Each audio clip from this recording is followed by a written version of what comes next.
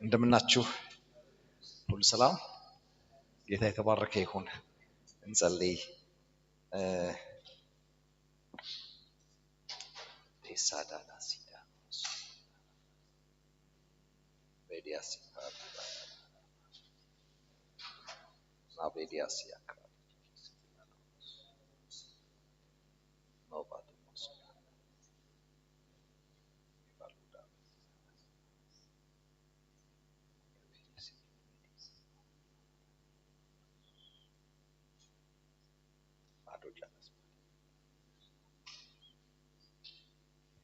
በዚህ ስላለህ አመሰግናለሁ። አንተ ባለህበት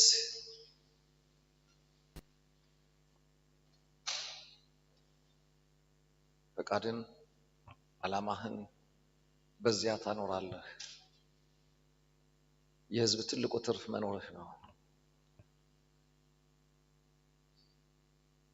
መኖርህን የሚረዳ የሚያከብር የሚጠጋ መንፈስ ደግሞ እንዲሆንልን በኢየሱስ ክርስቶስ ስም ጸልያለሁ። ሰዎች ብቻ ያሉበት እንዳይሆን አንተ እንዳለህ እግዚአብሔር ሆይ እንዲሰማን ነፍሳችን እንደዛ እንድትረዳ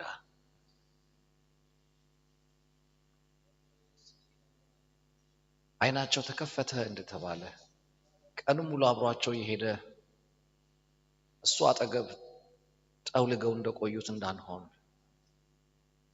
እያወራቸው እያዋሩት ስላላወቁት ግን አልተጠቀሙበትም። አይናችን ይብራ፣ እንድናውቅህ እርዳ በኢየሱስ ስም አሜን። ሃሌሉያ። ኤፌሶናችንን እንቀጥላለን። ጌታ ይረዳናል። ዛሬና አንድ ቀን ጨምረን እንጨርሳለን። ምክንያቱም ከዚህ በኋላ ያሉት ከፊታችን ጀምሮ ያሉትን አንድ ማክሰኞ ነው የምንጠቀመው እንጨምረው እዚህ ላይ ዛሬና በቀጣዩ ጊዜ ለመጨረስ ሞክራለሁ።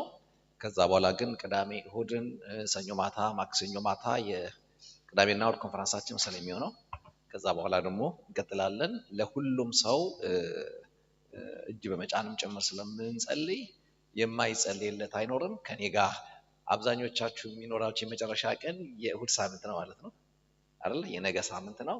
ጎበዞቹ ደግሞ ማክሰኞ፣ አብዛኛው ማክሰኞ ስለሚያንስ ብዬ ነው። እና ለሁሉም ስለምንጸልይ በእነዚህ ቀናቶች ሌሎችም እንዲመጡ እንዳይቀሩ አድርጎ ዘር ከተዘራ በኋላ ሰማይ ደመናን ይጠራል፣ ዝናብ ይልካል። ገበሬ ምንም ምርጥ መሬት ላይ ምርጥ ዘር ቢበትን እግዚአብሔር በደመና ዝናብን ካልሰጠው እንደማይበቅል ምድሪቱ መልኳ እንደማይለወጥ ሁሉ የተዘራባችሁ ቃል በሕይወታችሁ በቅሎ መልካችሁ የተገለጠ የመንፈሳዊ ዓለም ምልልሳችሁ የሚለወጠው የመንፈስ ቅዱስ ዝናብ ሲያገኘን ነውና በጣም ያስፈልገናል። ክብር ለጌታ ይሁን። ሰማያችን ላይ ውሃ ያዘለ ደመና መምጣት መቻል አለበት። ክብር ለጌታ ይሁን። ያን ያደርጋል። ስለዚህ እንደዛ እናደርጋለን። ምዕራፍ 4ን ባለፈው ለማየት ሞክረናል። እንግዲህ ምዕራፍ 3 ድረስ ያለውን የኤፌሶንን መጽሐፍ ስንመለከት ዓለም ሳይፈጠር ጀምሮ እንደገና ደግሞ በተፈጠረው ዓለም ላይ በገለጠው በክርስቶስ በኩል እግዚአብሔር አምላክ የሰራውን ስራዎች ምን እንደሆነ ሲያስብ ምን አስቦ እንደመጣ ተገልጦም ደግሞ ያን ከመጀመሪያ የነበረውን ሐሳቡን ወደ ፍጻሜ እንዳመጣው ሐዋርያ ጳውሎስ ገልጦ በጣም ያስቀምጣል። በኤፌሶን ላሉ ቅዱሳን ዓለም ሳይፈጠር በክርስቶስ ሰዎችን ሁሉ ያወቀበትን የጽድቅ ልክ፣ የቅድስና ልክ፣ የልጅነት ስልጣን፣ የድነት በረከት የሚባል ዘላለም ውስጥ እግዚአብሔር አምላክ ኃጢአትን ውድቀትን ቀድሞ ያየውን ውበት ይናገርና ወደ ወደቀችው ዓለም ደግሞ መነሻ የሆነው ክርስቶስን እንዴት እንደላከው አሁን እኔና እናንተ ጋር ያለ ቀርበንም እንዳይሁድ ርቀንም እንደ አሕዛብ የነበርነውን ሰዎች እንዴት ወንጌል በተባለ ድምፅ እንዳስጠጋን ይናገራል። ክብር ለጌታ ይሁን። ወንጌል ሁሉንም በኩል ያስጠጋ ወይም ወደ ሁሉም በኩል የተጠጋ የሰማይ ሐሳብ ነው። ክብር ለእግዚአብሔር ይሁን። አንዱን አስጠግቶ ሌላውን ደግሞ ጠብቀኝ ያለ በሰልፍ እንዲህ በቀጠሮ የሚያመላልስ ሳይሆን ለሁላችሁም እኩል አባትነት እኩል ልጅነትን ሰጥቷል። አሜን ይባላል። ክብር ለጌታ ይሁን። ሲያባቴ ነው ብሎ ልጁ ነኝ። ክብር ለጌታ ይሁን። እንግዲህ በዳግም ልደት እኩል ሳንሸራረፍ የምንካፈለው ልንጓተተው የማይገባን ጉዳይ ይህ ነው። የእግዚአብሔር አባትነት የምትጓተቱት ጉዳይ አይደለም። ልጅነታችሁም ተሰልፋችሁ እንደ ድርሻችሁ የምትዘግኑትም ነገር አይደለም። እኩል ልጅነት፣ እኩል የልጅነት ስልጣን፣ እኩል የልጅነት ውበት በክርስቶስ ተሰጥቶናል። የእግዚአብሔር አባትነት እኩል ወደኛ ተጠግቷል። ክብር ለጌታ ይሁን። ሰማይ አባታችን ነው፣ እኛም ለሰማይ ልጆች ነን። አሁን ይሄ አጠቃላይ ያለቀውን የወንጌልን እውነት ከተናገረ በኋላ እግዚአብሔር አምላክ እንዲህ ያለ ፕሮግራም አስቦ በክርስቶስ በኩል ወደና ወደ እናንተ መጥቶ አንቅቶናል፣ ጠርቶናል። በጣም የሚገርመኝ ነገር ጥሪው እንዲሰማን የነቃ ጆሮ ሰጥቶናል። ሙታን ነበርን፣ ሕይወት ሰጠን። ሕያዋን ካረገን በኋላ ለሕያው የሚነገር መልእክት ነገረን። ሕያዋን ብቻ የሚጠጉበትን መንግስት አወራን። ክብር ለእግዚአብሔር ይሁን። ለዚህ ነው መንፈሳዊ አገልግሎት፣ መንፈሳዊ መገለጥ፣ መንፈሳዊ እንቅስቃሴ መዳንን ቀጥሎ የሚሰጥህ መዳንን ቀጥሎ የሚወራልህ ጉዳይ ነው። ሲጀመር ያልዳንን ሰው እደግ ብትሉት የእድገት 7 ሚስጥራት እያላችሁ ብትበትኑለት በ19 አንቀጽ ብታስተምሩት ሰውየው እዚሁ ሰምቶ እዚሁ ጥሎላችሁ ነው የሚሄደው። ይሄ ምንጊዜ ማወቅ አለባችሁ። የሚያሳድግ እውነት እያወራን ካላደግ ችግርህ አለማደግ ሳይሆን አለመወለድ ነው። የአንዳንድ ሰዎች ችግር በቋሚነት የማይለወጡ ከሆነ እመኑኝ ዘር አልነካቸውም ወይ ተፍተዋል ዘር ማለት ነው። ስለዚህ በእነዚህ ቀናቶች ውስጥ እንግዲህ እግዚአብሔር አምላክ ያልተወለደም ተወልዷል። እጁን ዘርግቶ ከዛሬ ጀምሮ ባይልም አሜን ተስተካክሏል። ክብር ለጌታ ይሁን። ከዚህ በኋላ እድገት ይጠበቅብናል። አጠገብ ያለውን እድገት የሚጠበቅብህ ጉዳይ ነው በሉት። የመማርህ ምላሽ ነው፣ የመለወጥ ምላሽ ነው። አሜን ነው። ሰማይ እንደገባ ሰማይን እንዳስተዋልክ ምልክቱ ማደግህ ነው። ክብር ለጌታ ይሁን። በምልልስ ዓለም መግለጥህ ነው ማለት ዘር ሲዘራባት መሬት አታየው ማለት ጤፍ ስትበትኑባት ትውጠዋለች፣ ትደብቀዋለች። ሰማይ ሲነካት ግን ጥቁር የሆነው አፈር አረንጓዴ ይሆናል። የተዘራባትን መልክ መግለጥ ትጀምራለች። መንፈሳዊ እድገት እንደዛ ነው። የገባህን በምልልስ ነው የምትገልጠው። አሜን ነው። ስለዚህ አሁን ምዕራፍ 4 ምዕራፍ 5 ምዕራፍ 6 የገባንን ህይወት በምልልሳችን ውስጥ እንዴት መግለጥ እንደምንችልና እንደሚገባን የሞገተበት ፕራክቲካል የአማኞችን ህይወት ምልልስ ያየበት ዕውቀት የተዘረጋበት ጥበብ ናቸው እነዚህ አራቱ ዘሬስ ምዕራፎች 4 5 6 የሚባሉት። አራትን አይተናል። ጥሪው ምልልስ ይፈልጋል ነው። ዝም ብሎ መጥቶ ተሰብስቦ ፕሮግራም ሲያልቅ የምንበተነው ጉዳይ ሳይሆን እዚህ መተን የምናስቀጥለው መንፈሳዊ የሚባል አንድነት አለ። ይሄ መንፈሳዊ አንድነት ጠብቁት ነው። ካልጠበቃችሁት እናንተ ጋር አይቆይም። እናንተ ጋር መንፈሳዊ አንድነት ከሌለ ደግሞ መንፈሳዊነትን አታጣጥሙትም። ዝም ብሎ እድር ነው የሚሆነው። እግዚአብሔር ዝም ብሎ ተሰብስቦ ከመበተን ይጠብቀን። መውረድ እችላለሁ። ሴታምሽሽ ለካሜራማን ነው አስቸጋሪ መሆኑ እና ቀልቃላኒ ግን የተፈወስኩ ነው። ትንሽ የተሻሻልኩ ነው። ከዛዛ ነበር የሚሄደውና አሁን እዚሁ አካባቢ ነኝ።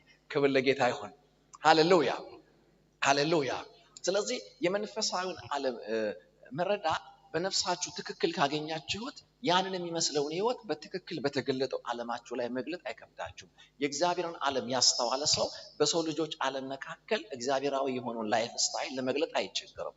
ትዝ ይላችኋል ጴጥሮስ ጥሩ ስለኖረ ክርስቶስ ጋር ክርስቶስ ክብር የሌለበት የሚሰደብበት ግቢ ምንም እንኳን ቢገባ እየተሳደበ እንኳን መደበቅ አልቻለም። ኖ አንተ ከሱ ጋር እንደሆንክ ታስታውቃለህ አሉት። ያው ቴዎሎጂካሊ እንደነው የቋንቋውን ይዘት አይተው ነው የሚባለው።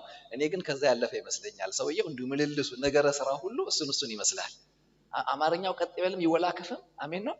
በቃ ግን ማጋ እንዳለ ኢየሱስ ጋር እንዳለ ገሊላ አካባቢ ያሉ ሰዎች ቋንቋቸው ትንሽ ለየት ይላል። በዛን ያወቀው ይባላል። ግን ያ ብቻ አይመስለኝም። ያ ብቻ እንዳልሆነ የሚያሳዩ ነገሮች አሉ። ክብር ለጌታ ይሁን። አሜን በለው። ሃሌሉያ። ስለዚህ አሁን የምልልስ ዓለማችን የመረዳት ዓለማችን ውጤት ከሆነ ጥሩ እንደገባን የሚያስታውቀው ጥሩ መመላለሳችን ውስጥ ነው። የመጀመሪያው ጥሩ ምልልስን ሰማይ ካዳነን በኋላ ዓላማውን ካገናኘን በኋላ መመላለስን እንድንጀምረውና እንዳንስተው የጀመረው ከተጠሩት ጋር ነው። ከተጠሩት ጋር በተጠራችሁበት መጠራት እንደሚገባ ትመላለስ ዘንድ እለምናለሁ ካለ እንደ አማኝ ከሆነ ሰፈር መተናል። ከነገድ ከቋንቋ ከብሔር ከዘር ከምናምን ከወንዜ ካፈሬ ብዙ አይደለም። የሰፈሬ ልጅ ክላስሜቴ አብሮ የተሰደደ ምናምን አምጥሏቸው እሱ ሌላ ጉዳይ ነው። ያንን ለማለት ጴንጤ መሆን ይበዛበታል። ያልሆነም ስለሚለው ይገባኛል። ግን አሜን በል። ክብር ለጌታ ይሁን። እና የዚህ ቤት ብልጫው ምንድነው ነው ማለት እዛ ሰፈር የሆንከውን እነሱም ሆነውታል። አትበልጥም እዛ ጋር ማለት በነዳኸው አትላካቸው፣ በልጠው ይነዳሉ። በጠጣው አትላካቸው፣ በልጠው ጠጥተዋል። ገብቷችኋል? በምንም ቢላኩ ላይሆኑት የሚችሉት አንድ የጥሪ ዓለም አለ። እሱም ብለን የመጣንበት ኪንግደም። ክብር ለጌታ ይሁን። እዚህ ዓለም ውስጥ የመጀመሪያው እንደኛ ጥሪውን አስተውለው ከመጡ ሰዎች ጋር ልናስቀጥለው ስለሚገባው መንፈሳዊ ዋህነስ፣ መንፈሳዊ አንድነትን በጣም ቀዳሚ ምክር አድርጎ ሐዋርያ ጳውሎስ ይጀምራል። መንፈሳዊ አንድነት አካልን ሙሉ ያደርጋል። እዚህ ቤት ያሉ ሸክላዎች አንድ አንሆንም ብለው ከተበታተኑ ክምር ነው የሚሆኑት። በምንም ታምር ዋጋ አያመጡም፣ ትርጉም አይኖራቸውም። አንድ ሲሆኑ ግን መልክ ይገልጣሉ። እንደ አካል ስትራክቸራቸው ይገጣጠማል። ላስት ታይም ብያችኋለሁ፣ እግዚአብሔር እናንተን እንደ አካል ካላገኛችሁ ራስ የሆነውን ኢየሱስን አይሰጣችሁም። እደግመዋለሁ፣ እሱ ሁሉ በሁሉ የሁሉ በላይ እንዲሆን ከሁሉ ፊተኛ እንዲሆን ለአካሉ ለቤተ ክርስቲያን ምን ይሆን ዘንድ ራስ ይሆን ዘንድ ሰጠው ነው የሚለው። እንደ አካል ካላገኘን ራስ ቢሰጠንም አንጠቀመውም ማለት ትልቁ ትርፋችን ኢየሱስ የሚባል ስም ብቻ ይሆናል። ማንነቱ መገኘቱን እንስተዋለን። ስሙን ፊደሉን ብቻ እናቆለጳጵሰዋለን። ከዚህ ኪሳራ ሰማይ ይጠብቀን። ክብር ለጌታ ይሁን። እንደዛ አይደለ? እነዛ ያስኬዋ ልጆች በጣም አሳምረው ነው የጠሩት። በሚጠራው በናዝሬቱ ቀበሌውንም ያውቃሉ ናዝሬት እንደሆነ ሰዎቹ እና በኢየሱስ ክርስቶስም ምናምን ሲሉ ሰይጣኑ አልወጣም አይደለም ያላቸው። ቆይ መጀመሪያ እንስቲ እንጠያይቃል። ጥያቄ አለኝ ከመውጣቴ በፊት እናንተ ሰፈር ጥያቄ አለኝ አለ። ምንድነው ሲል እውነት ነው ጳውሎስ የምትሉትን አውቀዋለሁ አለ። ጳውሎስ የሚጠራው ያላችሁትን ኢየሱስን አውቀዋለሁ። እኔ እኮ ግራ ይገባኝ እናንተ ማን ናችሁ አለ። እየጠሩ አያውቃቸውም አይደለም ዘፍነ እየዘመርክ ላያውቅህ ይችላል። በጣም ከባድ ጥያቄ ነው የጠየቀው መንፈሱና ስለዚህ አሁን መውጣት ያለበት እኔ ሳልሆን እናንተ ናችሁ። ስለዚህ እነሱ ደብድበው ያደርጋቸው ይላል አስወጣቸው ይላልና እንግዲህ ነግረናል። ካላወጣችሁት ያወጣችኋል በለው አጠገብ ያወጣችኋል ማለት የታባቱ የወደቀ አመድ የሆነ ምናምን እንደምትለው አይደለም። አመዳም ሊያደርገው ይችላል። ሰይጣንን መናቅም መፍራትም አቆሙ። ልካችሁ ብቻ አወቁ። ማምለጣችሁ እዛ ውስጥ ነው ያለው። በወንጌል የተደረጋችሁትን ከማንበብ ያለፈ ዓለም ውስጥ ካልከገባን ድላችን እዛ ጋር ነው። አሸናፊ ህይወታችን እዛ ጋር ነው። ክብር ለእግዚአብሔር ይሁን። ሃሌሉያ ጌታ ይባረክ። እሺ በደንብ እንደዚህ አሜን ብሎ አስቸገርኩ አይደል? አልወራጭ እያልኩሽ። እሺ በደንብ አሜን ብሎ ቄስ ቀስ እያለ ነው የሚወራጨው እና ይሄ በጣም መሰረታዊ ነገር ነው። መንፈሳዊ አንድነት ይሄ ለነገ ማትሉት ጉዳይ ነው። ለነገ እዚህ ቤት ከመጣችሁ ድረስ መንፈሳዊ አንድነት ተመልከቱ። በየትኛውም ዘመን ቤተክርስቲያን ከወደቀች ይህንን አንድነት ስታ ወይም ትርጉም አልሰጥ ብላ ነው። የት ቦታ ላይ እንደ ኳየር ከተበተናችሁ አንድነት ስታችሁ፣ እንደ ቸርች ከተበተናችሁ አንድነትን ትርጉም አልባ አድርጋችሁት ነው። ወይም ለአንድነት መትጋት ለአንድነት ማሰብ ጋር ሰንፋችሁ ነው። እዛ ጋር ካገኛችሁ ከባድ ነው።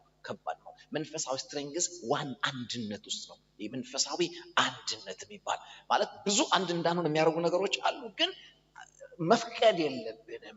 ሁሉም ንግግር በጥሩም ተናገር፣ ስቀም ተናገር፣ ተቆጥተም ተናገር፣ ግን የምታስቀምጠው ጡም ምኑ መቀጠል አለበት? ህንፃውን ማስቀጠል መቻል አለበት። ያ ነው ትልቁ ስኬት። ክብር ለጌታ ይሁን። አሜን አሜን። ስለዚህ እነዚህ አንድነቶች ሁልጊዜ ከግንባታ ጋር ስለሆነ የሚያገናኘው፣ ግንባታ ደግሞ በጸሎት አታመጣውም። በቃ አሁን እዚህ ጋር ጂሰስ ኔም ፎቅ ተከልን ብለህ አትተክልም። አየህ፣ ለፎቅ የሚያስፈልግ ህጋዊ መሬት ያስፈልጋል፣ ህጋዊ ዲዛይን ያስፈልጋል፣ ከተማው ያጸደቀው። ቀጥሎ ደግሞ በዛ አቅጣጫ ላይ ሰርቶ ሊያስረክቡ የሚችሉ እንደ ስራው ሌቭልና አሰራር ሞያ ያላቸው ሰዎች ያስፈልጋል። እግዚአብሔርን በመንፈሳዊ ዓለም አካሉን ከሆነ መስራት የፈለገው ራስ ሆኖ ከመጠጋቱ በፊት አካሉን ሳያዛንፉ የሚሰሩለትን ጸጋ ያለባቸው ጥሪ ያለባቸው ሰዎች ለቤተ ክርስቲያን ሰጥቷል። የትም የማታገኘው ትልቅ ካምፓስ ገብተህ የማታመጣው ትልቅ ጥሪ ነው። ብዙ ወረቀት ተሸክመህ የማይታይብህ ትልቅ ነገር እሱ ካልሰጠ በስተቀር ከማንም ዘርግተህ የማታመጣው ስጦታ። እነዚህ አምስቱ የጸጋ አሰራሮች በጣም ወሳኝ ናቸው። ጸጋዎቹ 5 ናቸው፣ ሰዎቹ ብዙ ናቸው። አንዳንድ ቸርች ሁሉ ሊሆኑ ይችላል። አሜን ነው። ምክንያቱም አካል ላይ አፍንጫ ውስጥ ያለ ጸጉር ሁሉ ዋጋ ካለው የማይጠቅም ይባል ቆርቋሪና ተራ ባለ የሚባል እዚህ የለም። ተራ ወታደር እንጂ ተራ ጴንጤ የለም። አሜን በል። እንዲህ ደግሞ ሲባል ወደ ፈለከው እንደፈለክ ልቁን ማለት አይደለም። ኦርደር አለ፣ አመራር አለ። አሜን ነው ወይ? ዝም በል ሲሉ ዝም የምትልላቸው አሉ። ጀነራል ትልቅ ስልጣን ቢኖረውም ወታደር ከሌለው ተራ። ወታደር ምንም ብዙ ቢሆን ምን ከሌለው ጀነራል ከሌለው ዋ። ይሄንን ሰይጣን ማወቅ መቻል አለባችሁ። ክብር ለጌታ ይሁን አላችሁልኝ። ስለዚህ እነዛን ከተናገረ በኋላ ሐዋርያ ጳውሎስ ሰፊ ነገር ነው። ምዕራፍ 4 በጣም ብዙ ሐሳቦችን ይናገራል። ያው ሰርቬይ ስለሆነ እየሰጠ ያለሁት ከመጽሐፉ የሚጠቅሙ ሐሳቦችን ብቻ ነው ዘገን እያደረኩ የመጣሁት። ቁጥር በቁጥር አልበተናችሁም። እንደዛ ከሆነ እናንተ ጋር 6 ወር መቀመጥ አለብኝ። በጣም ከባድ ነው የሚሆነው። በጣም ሩቅ ነው። እነዚህ ስለ 5ቱ የጸጋ አይነቶች ሲናገር ምርኮን ከመማረክ ጋር ወደ ታች መውረድን ወደ ላይ መውጣትንም የጠየቀ ጉዳይ ነው። ማለት ዝም ብሎ ዋናው ጸጋው ነው ዝም ብሎ እንደምትሉት አይደለም። ጸጋ ስትቀበለው ነው አንተ ጋር የተቀበልክበት መንገድ እንጂ ቀላል፣ የሰጠበት መንገድ ከባድ ነው። መዳን ስትቀበለው ነው ቀላሉ። እንዲሁ አዳነ ያለ ዋጋ ያልከው፣ ያለ ዋጋ ግን አላዳነህም። መሞት ጠይቆታል። የባሪያ መልክ ውስጥ መታየት ጠይቆታል። ክብሩን መልቀቅ ጠይቆታል። ስለዚህ ጸጋን በተቀበልክበት መንገድ ብቻ ካስጠኑ ይቀልብሃል። ወደ አንተ በመጣበት ምህረት ታስበው ግን ጸጋን አልጥልም ትላለህ። አገልግሎቴን አከብራለሁ ትላለህ። ክብር ለጌታ ይሁን። ዋጋ ትሰጠዋለህ። የሆንከው ነገር ዋጋ ትሰጣለህ። ክብር ለኢየሱስ ይሁን። ሃሌሉያ። ይህንን ከተናገረ በኋላ ዋናው ትክክለኛው ሚሽኑ ምንድነው ካላችሁ፣ አካል ማየት ስለሆነ የፈለገው ምን አይነት አካል ነው የፈለገው ስንል የእግዚአብሔር ልጅ በማወቅና በማመን ወደሚገኝ አንድነት ያደርሱን ዘንድ ነው። we are on the way። አንድ ግብ አለ የምንደርስበት። ተሰርተን ስናልቅ እዛ ጋር ነው የምንታየው። ማጋ ስትሉ ልጁን በማወቅ የሚገኝ አንድነት፣ ካላወቀው ማትደርስበት አንድነት አለ። ይሄ አንድነት በቸርቻችሁ ውስጥ ማተም የሚፈጠር አይደለም። ይሄ አንድነት በገዛችሁት ወንበር ብቻ ላይ የሚያልቅ አይደለም። በእውቀት የሚመጣ ስታውቁ ብቻ የሚመጣ አንድነት ነው። እሱም የእግዚአብሔር ልጅ በማወቅና በማመን ይላል። አየህ፣ ሁሉ ሰው ያውቃል፣ ግን ሁሉም ያወቀው ነው ያለው። ስለዚህ እውቀትና እውቀቱ የፈጠረው መርግጠኝነት ጋር ሰዎች ከደረሱ ይሄን አንድነት ሰይጣን ገፍቶ አይጥለው። የትኛውም ነፋስ ሊበትነው አይችልም። አስተማማኝ ይሆናል። ክብር ለጌታ ይሁን። እዚህ ጋር ያደርሰን። እንግዲህ እኔ መርቄ እናንተ ማሜን ብላችሁ ብቻ እንፋታው። ይሄ ነገር ከመመራረቅ ያለፈ ነው። እያንዳንዱ አስ ኢንዲቪጁዋል በጣም ዋጋ የሚፈልግ መፍቀድ አሜን ነው። አያችሁ፣ እንደ ህያው ድንጋይ ለሚጠርበው ሰውዬ መጎንበስን የሚጠይቅ ይመስለኛል። አሜን ነው። እኔ እዛ ጋር ነው የሚመቸኝ፣ እዚህ ጋር ይመሻት ልበቃ። ግንበኛው የወሸቀ ቦታ መግባት። አንድ ድንጋይ ነበር አሉ የሰለሞን ቤተ መቅደስ ይሰራ።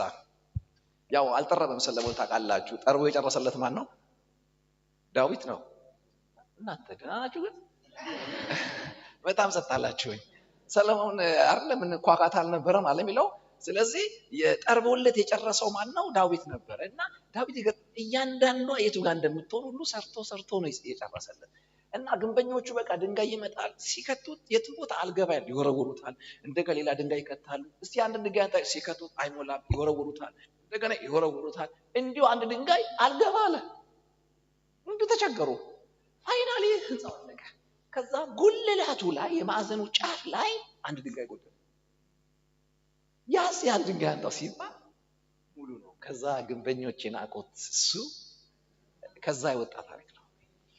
እና እያንዳንዳችሁ የራሱ የሆነ ቦታ አለው። ቦታን ስትስት ልክ እንደው ውልቃት ነው። አንዳንድ ሰው ይወልቃል። ሲተሰተሰ ነው የሚኖረው። ገብቷል? ወልቃ አታውቅም። እኔ እግሬ ወልቆ አውቃለሁ። በሳይክል አውለቆኝ ያውቃል። እንዴት አስቸጋሪ ነገር መሰለ። ስትራክቸር ውስጥ ወላቃ ሆኖ መቀጠል በጣም ከባድ ነው። አጠገብ ያለውን አትውለቅ ብለው አልገባውም፣ ግን ይገባዋል። ደግመህ ንገር። አትውለቅ ብለው አሜን ነው። ተጋጠም። አሜን ናቸው። ሃሌሉያ። በምንም በጊዜውም አለ ጊዜውም ስትራክቸር ውስጥ ሆኖ ራስ ያገኛችሁ፣ ከራስ የሚመጣው ነገር ያገኛችሁ፣ ፍሎ ያድርግ። አሜን ነው ወይ? ክብር ለእግዚአብሔር ይሁን። ይሄ በጣም ወሳኝ ጉዳይ ነው። ስለዚህ እነዚህ አስተማሪዎች፣ እረኞች፣ ወንጌላውያን፣ ነቢያት፣ ሐዋርያት የሚባሉት የጸጋ አይነቶች ህንጻ ስታስቡ የግድ የሚያስፈልጓችሁ ናቸው። ህንጻ ፈልጋለሁ ካልክ መሐንዲስ የግድ ያስፈልጋል፣ አርኪቴክት የግድ ያስፈልጋል፣ ዶክተር ላይ ያስፈልግ ይችላል፣ ወጌሻ ላይ ያስፈልግ ይችላል። የምታስበው ህንጻ ከሆነ ገብቷል። የሚያስፈልግህ የሙያ አይነት አለ፣ ጉዳይ የማይሰጥ ደግሞ የሙያ አይነት አለ። ሁሉ የሚያስፈልግ በቦታው ነው። ምን መስራት ፈልጋችኋል? እንደ ቸርች ምን የምትፈልጉት? አመራር ምን የምትፈልጉት? እንደ አገልጋይ ምን የምትፈልጉት? አካል መስራት ከሆነ የምትፈልጉት የግድ ያ ፍላጎታችሁ ጋር የሚያደርሳችሁን አቅርቦት ሰማይ ሰጥቷል። እሺ ተሰጥቷል ብሎ አሁን አጠገባችሁ አይን አይኑ ያያችሁ አንተ ለኔ ስጦታ አይን ብሉት። ያላንተ ጎዶሎ ነኝ። አሜን። ክብር ለጌታ ይሁን። አሜን አሜን። ኦኬ። ስለዚህ ይህንን ከተናገረ በኋላ ምዕራፍ 4 ሌላ ብዙ ሐሳቦች አሉት። እንዝለለውና ምዕራፍ 5 ጋር እንምጣ። እንግዲህ እንደተወደዱ ልጆች እግዚአብሔርን የምትከተሉ ሁኑ። በጣም የሚደንቅ ሐሳብ ነው የሚናገረው። እንደተወደዱ ልጆች፣ ምሕረት እንደበዛላቸው ልጆች፣ በእግዚአብሔር የፍቅር ስታንዳርድ ዋጋ እንዳገኙ ልጆች፣ የሰማይ ትኩረት እንደሆነላቸው ልጆች፣ አንድ ልጁን እስኪሰጥ ድረስ እንደወደዳቸው፣ ይሄ ሰማይ ከዚህ የሚበልጥ ለማንም እንዲህ አይነት ፍቅር የለውም ያለው የፍቅር አይነት አለ። እሱ ፍቅር እንደደረሳቸው ልጆች እግዚአብሔርን የምትከተሉ ሁኑ። አያችሁ፣ ይህ ሁል ጊዜ ከቁጣ ኃይል ይልቅ የፍቅር ኃይል ከባድ ነው። ጤናማ ተከታይ ያደርግሃል። አሁን እንዲህ ቀስፈኛል፣ እንዲህ ካረኩኝ ያቃዠኛል ብሎ የሚጸልይ ጴንጤና እንዴት ጌታን ሀይ ሳልለው ተኛለሁ ብሎ በፍቅር የሚንበረከክ ሰው እኩል አትራፊ አይደለም የሚሆነው። አሁን አንዳንድ ሰዎች የሆነ ነገር ካልሆነ አይጸልዩም። አንዲት ነበረች አትመጣም ቸርች። አንዲት ነው ያልኩት፣ እዚህ አንዲት የለም ማለት እኛ ሀገር እና አትመጣም። በቃ ተወጥ ሲያረጋት ምናምን ነገር ሰላም ሲሆን ትጠፋለች። እና ልጇ ትኩሳት ሲይዘው ግን ትውላለች። ኧረ ቶሎ ነው ምናምን ነው በቃ እንዲሁ ያደረው ልጄ እንጨላለን ይለቀዋል። ከዛ ደግሞ 2-3 ቀን ትመጣና ትጠፋለች። ከዛ ትኩሳት ሲይዘው ትመጣለች እና ቆይ አንቺ ቸርች እንድትመጪ ልጅሽን ጌታ ሁሌ በትኩሳት ጥፊ መቀጥቀጥ አለበት። እኔ እኮ የሚገርመኝ በአንቺና በጌታ ጦስ ልጁ መንደዱ። ምን አትራክቲቭ ብትሆኝ አለቃ ካልገለመጠሽ አትመጭም እንደ ቸርች። የሆነ ቦታ ካልተደለክ ዋት ዝሮ ጊዜው አላችሁልኝ። ቆጣ ቆጣ አረገኝ አይደል? እህል ውሃ ስላለቀ ነው። ምንም አታመጡም እየለው አይደለም እንትን ጨርሻለሁ ያለችው ጣፈጠ ማረራ ማህበሬን ተወጥቻለሁ ያለ ስለሆነ ለዛ ነው የምናገረው። የሆነ ማለት በችግር በትር ካልተገረፍክ በስተቀር ለምን ትመጣለህ? ሁሌ ዱላ ለምን ያመጣል? እስቲ በሰልና ፍቅር ያምጣ። በሏ ተገበሬ በመከራ በዱላ በቁጣ ምናምን በቅዠት ሳይሆን በፍቅርና አሜን ነው። በፍቅር የቸርችን ውበት በተረዳ መንፈስ በቃ በፍቅር ህይወት ጠርቶኛል። ጥሪ የፍቅር ነው። በአይላቪው ጉልበት ነው ምን ያደረገኝ የሳበኝ። እሱ ይግባችሁ። የፍቅር ጉልበት ኃያል ነው ወዳጆቼ። አለ ፍቅር ከሞት ይበረታል ብለው አይደል? በጣም ከባድ ነው። በጣም ከባድ ነው። እንግዲህ የመጨረሻ አስፈሪታ ነገር ሞት ነው አለ። ከሱም ይበረታል። ፍቅር ውስጥ እግዚአብሔር የሰወረው ነገር ማለት ከመልክ አውጥቶታል። ፍቅር ከስልጣን አውርዶታል። ፍቅር ለመስቀል ሞት ዳርጎታል። ፍቅር እንዴት ቢወደድ ነው እዛ የነበረ ሰው እዚህ የመጣው? ይሄ ነው ፍቅር። በዚህ ተወደዳችሁ። ስለዚህ ምልልሳችሁ ፍቅርን በተረዳ በፍቅር ኃይል በተገፋ ይሁን። ፍቅር ያንቀሳቅሰው። አሜን። እዛ ይመቸኛል እንትና ይደብሩኛል ምናምን በሚል አይደል ሰው ሁሌ በቃ ተውት። ሰው ግን የማይደብር ፍቅር አለ፣ የማይለወጥ ፍቅር አለ። የኔ የቄሱ ፊት ሊለወጥብህ ይችላል። አሜን ነው። የመሪዎች ፊት ሊለወጥብህ ይችላል። አንተም ትለዋወጣለህ። መለወጥን ለሰው ብቻ ተወረውር። አሜን ነው። በጭቃ ከሆነ የምትወራወሩት ያንተም እጅ ቆሻሻ ነው። ጭቃ ወርውሮ ንጹህ የለም። ስለዚህ በህይወታችሁ ላይ ማሰብ ያለባችሁ ነገር እዚህ ጋር ነው። ምንም ይሁን እዚህ ቤት ፍቅር አለ። አሜን። ፍቅር አለ። ጀኒውን ነው ፍቅር አለ። ደስ ይላል። ይወደኛል። አንዳንዴ በቃ ደስ ይለኛል። ይወደኛል። አንዳንዱ ይወደኛል የሚለው እኮ ከሰው ጋር ሲጋጭ ነው አይደለም። እንደዛው ያንንም የገጨንም ሰውዬ ይወደዋል። ይሄ ስታስቡ ምንም ሪዝን የላችሁም። የፌሎሺፓችሁ ከምን ጋር ይሆናል?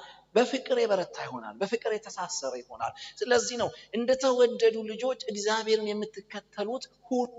አሁን ተመልከት፣ ምኞትን መከተል በጣም ቀላል ነው። ሰዎችን መከተል ምንድነው? የአካባቢ ሰዎችን መከተል፣ የራስን ጎሳ፣ ሰፈርን፣ ቀበሌን መከተል፣ ያንተን አይዲያ የሚመስል አይዲያ ያለውን ጭንቅላት ጋር አብሮ ህይወትን ማስቀጠል በጣም ቀላል ነገር ነው። በጣም ከባዱ ነገር ሁሉ በረከሱበት ተገንጥሎ እግዚአብሔር ጋር ተቀድሶ መቆየት፣ ሁሉ ተስማምቶ በዘፈኑበት ተገንጥሎ መዘመርን ማስቀጠል፣ ሁሉ በሰነፉበት ለመጎበዝ መወሰን፣ እሱ ከባድ ነው። ይህን ከባዱ እንዴት እንተግበረው ሲባል ፍቅርን ስናሰላስል፣ ይወደኛልን ስናሰላስል ከባድ የሚመስለው ነገር የቀለለ ይመጣል።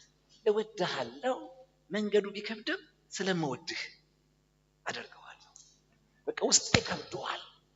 እውነት ነው። ለእኔ ኮንፈርት ባይሰጥም ግን ስለምትወደኝ ምን አደርግሃለሁ? ወዳጆቼ እግዚአብሔር የምትከተሉ ሁኑ ሲባል እንደው መለኮትን መከተል ዝም ብሎ ገብታችኋል። ድራይቭ ዝም ብሎ መንዳት እንዳይመስላችሁ። ላይፍ ስታይል ነው። ላይፍ ስታይል ነው። በህይወት ነው የሚገለጠው። አሁን ጉድ ይፈላል ከዛ በኋላ። ለቅዱሳን ግን እንደሚገባ እያለ ያመጣዋል መንገዱን። መንገዱን ያመጣዋል፣ ያፋጥጠናል ከምልልሳችን ጋር። ከዛ በፊት ነው እንዲያይሆን ሲልህ ድንግጥ እንዳትል መጀመሪያ ፍቅር አወራ። በፍቅር ቁጭ አደረገ። አንድ ሰው መጀመሪያ ካፈቀረህ ልቡን አግኝተዋል። ከዛ ሌላ ነገሩ ቀላል። እኛ ሀገር በአብዛኛው ገበያ ስትሄዱ ምንድነው መሸመትና መግዛት አይደለም። የኛ ሀገር ገበያ ሲስተሙ መዘራረፍ ነው። እና በጣም ጠንቃቃ መሆን አለብህ። የ20 ብር ዕቃ 300 ብር ይሸጥልህ ይችላል። እና ቅርም ይለዋል ምን አለ 4 ባረኩት እኮ።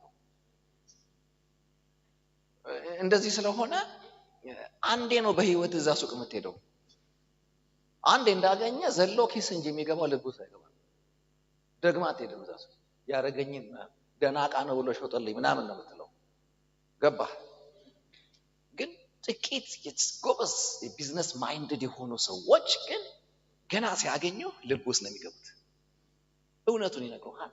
እንደዚህ ነው አድርገው ይላል። ካልሆነ ሂድ ጠይቅና ከዚህ በታች ካገኘህ ግዛ፣ ካልሆነ ግን ናኔ ከደህና ዕቃ እሰጥሃለሁ ይለዋል። እውነትም እንዳልሆነ ታገኘዋለህ። ከዛ በኋላ እየቆጠርክ እንደው ቅር ካለ አላስክም፣ ግድ የለም ታመጣለህ፣ ውሰደው ይላል። ገባህ? ሌላ ቀን ሳትከራከሩት ትገዛዋለህ። ምንድነው ሁሌ ኪስህ የሱ ይሆናል። ልጅን እንኳን ስትልክ እዚህ ጥፍ ብለህ የሆነ አንድ የመለጥ ያለው ሰው እሱ ጋር ነግሬሃለሁ፣ ሌላ ቦታ እንዳትሄድ ትላለህ። ለምን? ልብን እዛ አስቀምጠሃል። ስለዚህ ጌታ ተከተሉኝ ከማለቱ በፊት በማይመች መንገድ ሊያስከትል የሚችል በፍቅር ነው ጠብ ያደረገ። ሃሌሉያ! ሲወደኛል ብሎ ክብር ለጌታ ይሁን። ስለዚህ እንደተወደዱ ልጆች እግዚአብሔርን የምትከተሉ ሁኑ። ክርስቶስም ደግሞ እንደወደዳችሁ ለእግዚአብሔር የመዓዛ ሽታ የሚሆንን መባንና መስዋዕትን አድርጎ ስለ እናንተ ራሱን አሳልፎ እንደሰጠ በፍቅር ተመላለሱ። ለእግዚአብሔር ውብ የሆነ የመዓዛ ሽታ የሆንለት ዘንድ ራሱን ስለ እናንተ ማለት በፊት ይቅረብ ቢባል የረከሰ የወደቀ የመለኮትን ቁጣ እንጂ መዓዛ ያለው ሽታ የሚባል ፓርት ስለሌለው በእናንተ ፊት የመዓዛ ሽታ ሆኖ ይታይላችሁ ዘንድ ስለ እናንተ ራሱን አቀረበ። በምን ምትክ ሆኖ የመዓዛ ሽታ ሆኖ በእግዚአብሔር ፊት ወክሎ ታየ። ልክ እንደዛው እናንተም እርስ በርሳችሁ ምን አድርጉ? በፍቅር ተመላለሱ። በጣም ገርም ነው። አሁን ፍቅር ለሚመልሰው የምትሰጠው አይደለም። የሰው ፍቅር የሆነ ምክንያት አለው። ፍቅር ላገኘው የምታዝረከረከው ነገር አይደለም። ቁጣል ምን አለ ምን ለተሸነፍክለት የምትሰጠው ነው። በጣም ቆንጅዬ ናት ብለህ ፍቅር ከሰጠ አሁን ወደድካት ነው የሚባለው። ራስህን እንደምትወደው እሱ ነገር አይገባኝ። ለራስህ ነው። የእግዚአብሔር ፍቅር ግን የሆነ መዝሙር ጣፍጦት ይሄን ጉሮሮማ እንደው እንደ ሰይጣን ገርሞኝ እንዳይዘፍንበት ብሎ አይደለም የመጣው። ወደማይገባው የፈሰሰ ነው ፍቅር።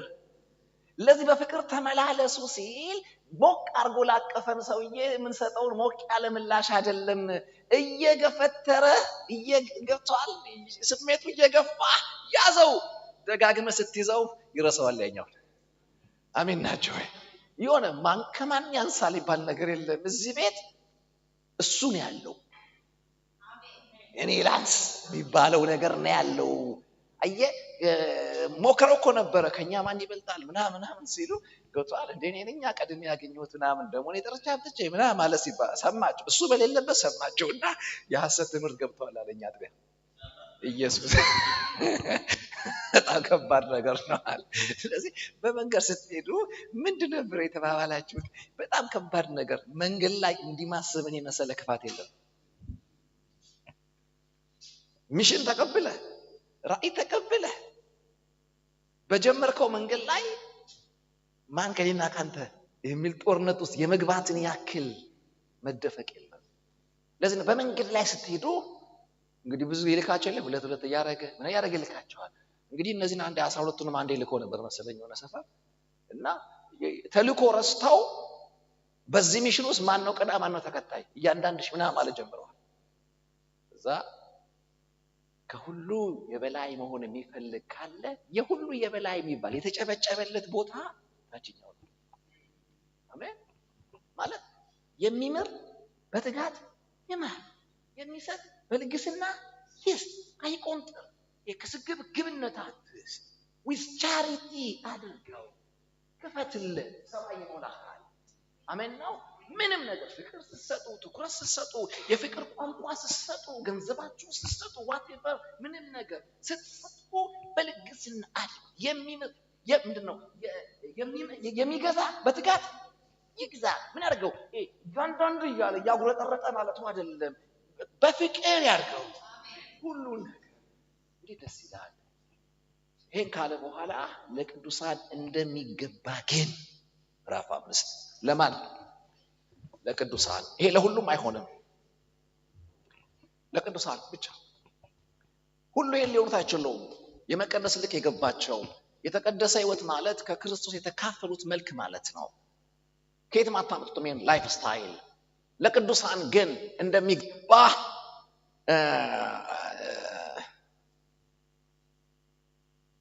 ዝሙትና ርኩሰት ሁሉ ወይም መመኘት በእናንተ ዘንድ ከቶ አይደረግ ወይስ አይሰማ? አይገርማችሁ? አይደለም በተግባር ሊደረግ ይቅርና በምን አይሆን?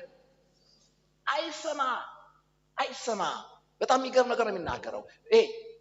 የቀደሰው ዓለም ውስጥ መጥቶ ለተጋጠመ ሰው እነዚህ ነገሮች አይደለም በተግባር ምልልሱ ላይ ሊታዩ ሊሰሙበት እንኳን ከቶ አይገባም። ለቅዱሳን እንደሚገባ ግን እነዚህ ነገሮች ሊሰሙበት አይገባም። ዘን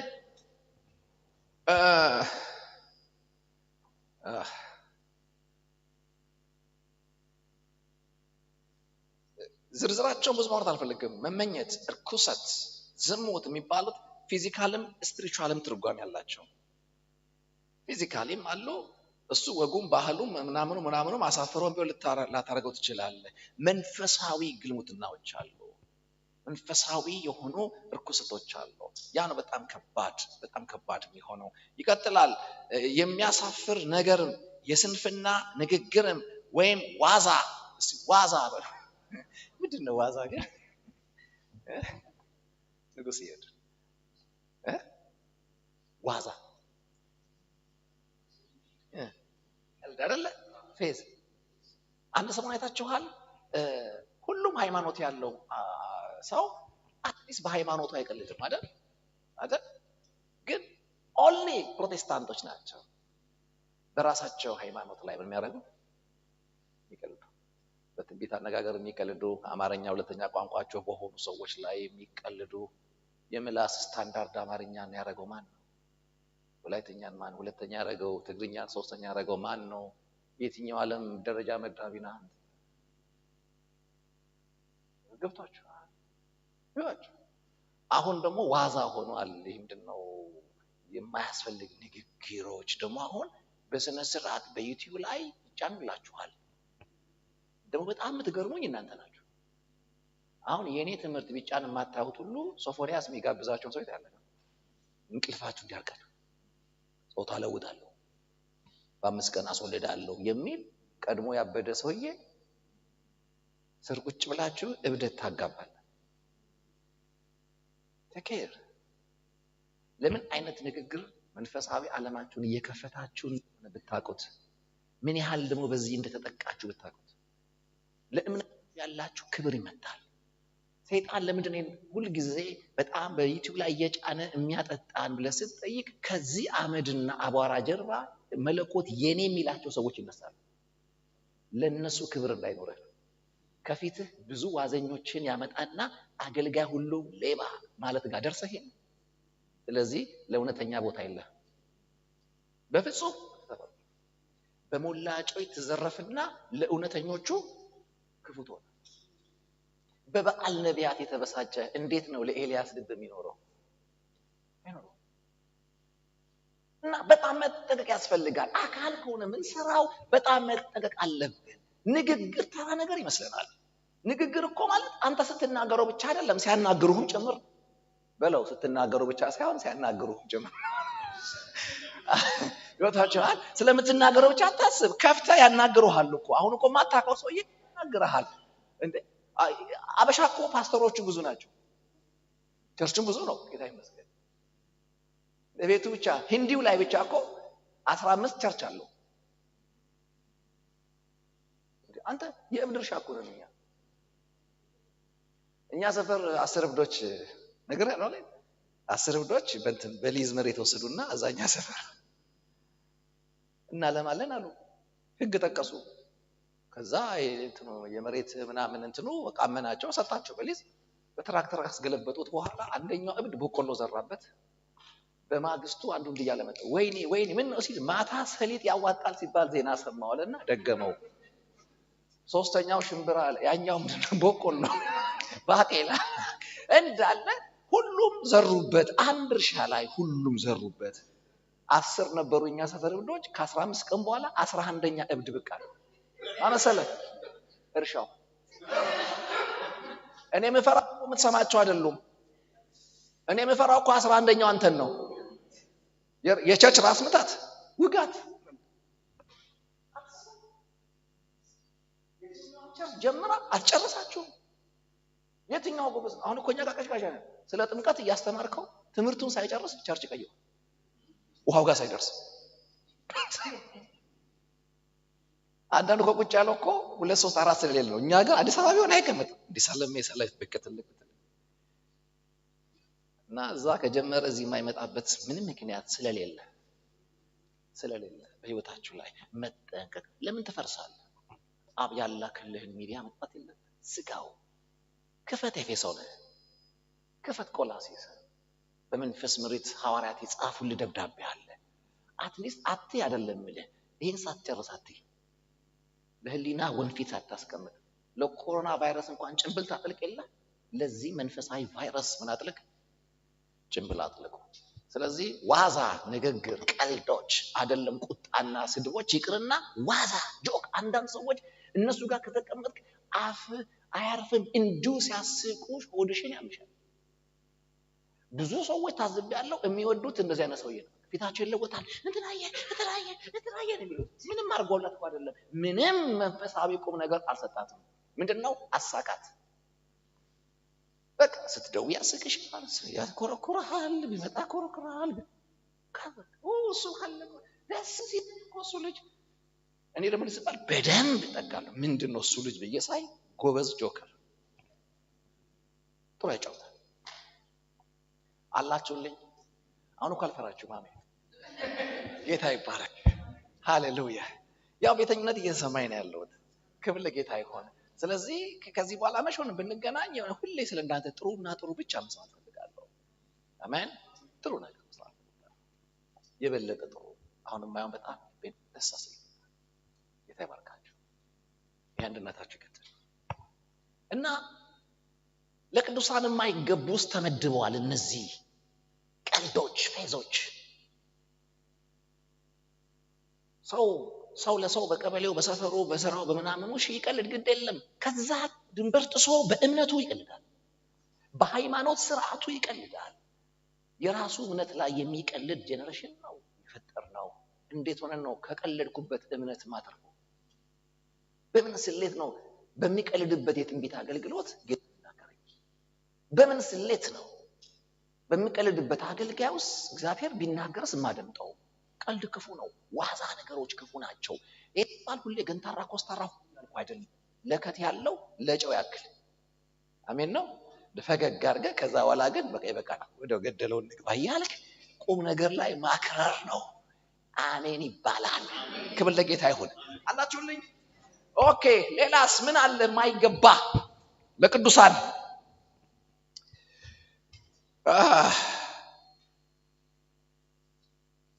ይህን ወቁ። ምን እንወቅ? አመንዝራም ቢሆን ወይም ርኩስ ወይም የሚመኝ እርሱ ጣዖትን የሚያመልክ በክርስቶስና በእግዚአብሔር መንግስት ርስት የለውም። ፓፓ አሁን ታቻው የሰሞኑ ትምህርቶች ምናምን ቢፍሪ ምንም አትሆንም እንደፈለኩን የሚሉ ትምህርቶች አሉ። አንዴ የመነው እንጂ ጌታን እንደፈለኩን። እነዚህ ሰዎች ኤፌሶን ምዕራፍ 1 እንደነሱ የሚሰብኩ የለም። ያለቀ ነው የሚያወራው። ኤፌሶን ምዕራፍ 2-3 ተንቀጥቅጥ ይሰብኩሃል። ምዕራፍ 5 ግን ተሳስተው ሲሰብኩ አይቻቸው አላውቅም። በህይወቴ በጣም አጥንቻቸዋለሁ። ለኃጢአት ምንም ስሬስ አቋም የሌላቸው ሰባኪዎች አይታችኋቸው ከሆነ you are this በቃ ኃጢአት ድፊት ሆኗል፣ ሞት ተሸንፏል፣ ድህነት ተሸንፏል፣ አንተ በልጽገሃል፣ ለምልመሃል፣ ሰማይ አንቺ ነው ምን ይላችሁ። ካላመናችሁኝ 3 ወር ልስጣችሁ፣ ዝም ብላችሁ አታገኙም። ደፍረው ኃጢአትን ሲገጥሙት ለጽድቅ እውነት ሲቆጧችሁ አታዋቸውም። እወቁ። ምን እንወቅ? እንዲህ የሚያደርጉ በክርስቶስና በእግዚአብሔር መንግስት ስፍራ የላቸውም፣ ርስት የላቸውም። በአማርኛውም የላቸውም ነው፣ በግሪኩ የላቸውም። ግሪኩ ምን ይለዋል ካለሽ በግሪኩም የላቸውም። እንደዚህ በይ አይዟችሁ፣ ይጨንቃል። ቻፕተር 1 ቻፕተር 5 ቻፕተር 1 ነው ደስ የሚለው። በሰማይ በመንፈሳዊ በረከቱን እየባረክን የጌታችን የኢየሱስ ክርስቶስ አምላክና አባት ይባረክ። ለምን ዓለም ሳይፈጠር በፊቱ ቅዱስና ነውር የሌለን በፍቅር እንደሆነ አስቀድሞ መረጠን፣ እንደ በጎ ፈቃድ እንደወደደ። በቃ እንዲህ ነው፣ ደስ ይላል። በክርስቶስና በእግዚአብሔር መንግስት ድርሻ የላቸውም። ይሄም የጳውሎስ ደብዳቤ ነው። ጳውሎስ ይሄንንም ጨምሮ ነው በለው አጠገብ ያለው ኤፌሶን ይሄንንም ጨምሮ ነው። አፖስቶሊክ ሜሴጅ ሐዋርያዊ መልእክት ይሄንንም ጨምሮ ነው እንጂ የሆነ እንደ ሜኖ የመረጥክ የምትበላው አይደለም። ገብቷል? ሲቅርብኝ ሲኛው ልሞክረው የምትለው አይደለም። ጥርግ አድርገን የምትበላው ቢፌ ብቻ ነው መርጠ የምታነሳው አይደለ? ብዙ ቢፌ ሰርጎች አዲስ አበባ ላይ እንግዲህም ይመስለኛል አላውቅም። ዛሬ እንደውም እንደዛ ነው የበላነው እና ማአት ነገር ነው የተሰበሰበው፣ ግን ያነሳን የተወሰነ ነው። 54 አይነት ወጥ ሲቀርብልህ እኮ እንድጨልፍ አይደለም 54 ነው የሚመች እንትን ታረግና እንድታነሳ ነው። ይሄ ለቢፌ ነው። ለእግዚአብሔር ቃል ግን የሚመቸኝ የሚባል የለም፣ የማይመችህ ስለሌለ። አንዳንዴ እረዳለሁ ደስ የሚለኝ ጥቅስ ምንለውና አማርኛ ግን አናብዛው። እሱም አማርኛ ስነ ስርዓቱን ያዝ። ደስ የማይለን ስለሌለ ሁሉም ጸድቀሃልም ተጠንቀቅም እኩል ደስ ይላል። ይህንን ማመን አለባችሁ። ግዴላችሁም ይጠቅማችኋል። ጠቅሟላ። ቢጠቅም ነው የጻፈው ጳውሎስ፣ ቢጠቅም ነው የጻፈው። ስለዚህ መንፈሳዊ ጨዋነት ጋር መንፈሳዊ ሰብሚሽን ጋር የሆነ መልመጥመጥ ነፍሳችን አንዴ ካስለመድናት እንደ ነፍስ ለማዳ ነገር የለም። የለመደውን ደግሞ ማስለቀቅ እንደ ነፍስ ከባድ ነገር የለም። በጣም ከባድ ነው።